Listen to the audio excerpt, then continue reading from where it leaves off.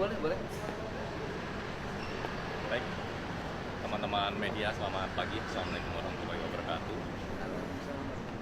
Hari ini jajaran pemerintah Provinsi Jawa Barat melakukan audiensi bersama KPK, khususnya melalui kemudian koordinasi dan supervisi untuk wilayah 2, dan sudah hadir bersama kita Bapak Gubernur Jawa Barat Pak Deddy Mulyadi bersama Direktur Polsub wilayah 2 Bapak Ujang Bahtiar.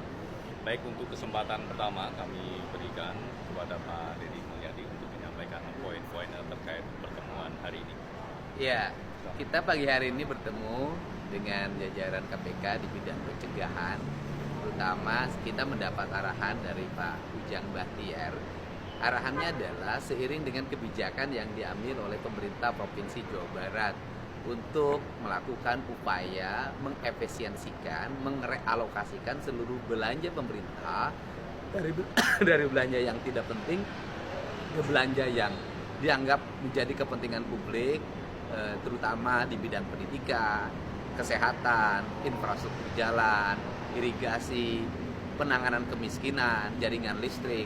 Itu menjadi prioritas utama kami, dan kami mendapat arahan seluruh kebijakan itu nanti harus terkawal menjadi output, outcome, dan benefit kepentingan masyarakat. Sehingga hari ini kita mendapat berbagai upaya strategik untuk mensinergikan berbagai kebijakan itu pada ala peningkatan sumber daya manusia, kenyamanan layanan pemerintah, dan peningkatan kualitas kesehatan warga, sehingga Jawa Barat bisa mengalami peningkatan indeks ekonomi masyarakatnya, indeks kesejahteraan masyarakatnya, dan indeks pendidikan masyarakat. Terima kasih Pak Direktur. Ya, terima kasih. Hari ini kami kedatangan Pak Gubernur Jawa Barat, Pak Deddy Mulyadi. Beliau menyampaikan banyak hal terkait langkah-langkah strategis beliau di dalam mengoptimalkan sumber daya yang dimiliki dari pemerintah Jawa Barat. Di mana diantaranya beliau mulai melakukan langkah strategis dengan memperbaiki perencanaan dan penggunaan anggaran yang ada di Provinsi Jawa Barat, di mana prinsipnya beliau bahwa sumber daya yang dimiliki oleh pemerintah Jawa Barat ini harus kembali dan bermanfaat untuk masyarakat, baik itu jangka panjang maupun jangka menengah maupun jangka pendek.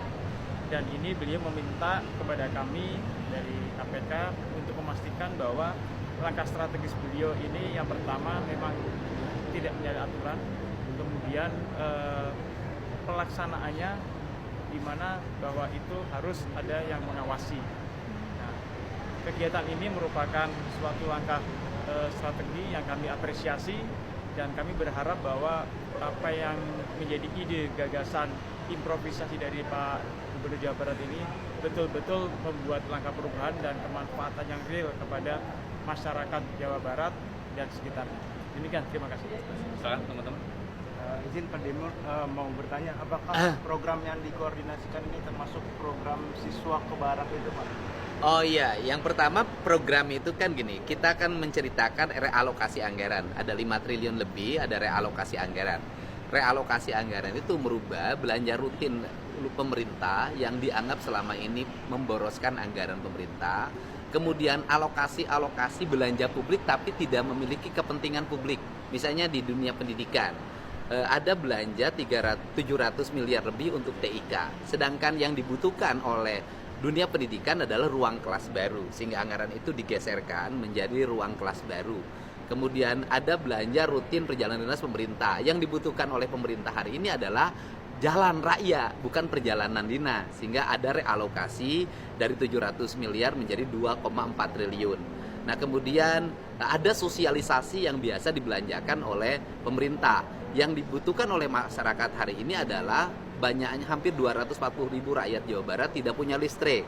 Maka ada realokasi hampir 250 miliar dari angka 9 miliar untuk belanja penerangan listrik warga. Nah, seluruh rangkaian itu di dalamnya itu kan ada program pendidikan berkarakter yang di dalamnya merubah anak-anak dari punya sikap agresif tawuran, minum-minuman keras, kemudian korban game online, mengikuti pendidikan kedisiplinan, dan insya Allah berdasarkan rekomendasi dari psikolog dimungkinkan mereka besok sudah bisa meninggalkan barak untuk angkatan pertama.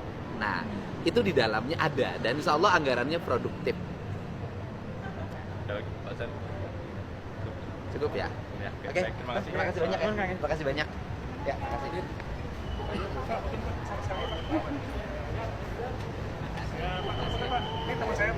Oh, lagi ngidam istrinya. Pak Heri nongol, Pak Heri. Sekali aja, Pak. Hatur nuhun, Pak, hatur nuhun. Ya. Program siswa ke barak itu Gimana?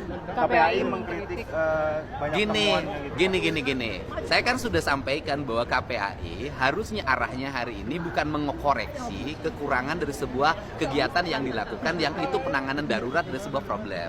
Yang harus dilakukan KPAI adalah mengambil langkah untuk menyelesaikan berbagai problem yang dialami oleh anak-anak remaja kita. Apakah itu karena problem di rumahnya, problem di sekolahnya yang akhirnya mengarah pada tindak kriminal. Kan ada jumlah ribuan tuh anak bermasalah di Jawa Barat. Nah dari jumlah ribuan itu saya harapkan KPAI ngambil untuk dididik agar masalahnya selesai. Kalau KPAI sibuk terus ngurusin persoalan tempat tidur dan sejenisnya, tidak akan bisa menyelesaikan problem. Dan KPAI bisa lihat dong, kemarin kan 39 anak udah selesai tuh. Kan bisa dilihat bagaimana keadaan anak itu, disiplinnya, kemudian rasa empatinya, bahkan dia menangis di depan ibunya, mencium kakinya. Kan belum tentu itu didapatkan pendidikan itu di sekolah. Besok ada 273 yang akan lulus dari Dodik Lembang. Setelah itu nanti ada angkatan baru lagi. Nanti mungkin kalau dari 1000 atau 1500 atau 2000 yang nanti atau 5000 kalau terkoneksi dengan kabupaten kota mungkin 15.000 sampai 20.000 yang dikelola oleh kita, KPAI mengambil berapa? Gitu. Ya. Pak Deddy fotonya hilang. Iya, boleh.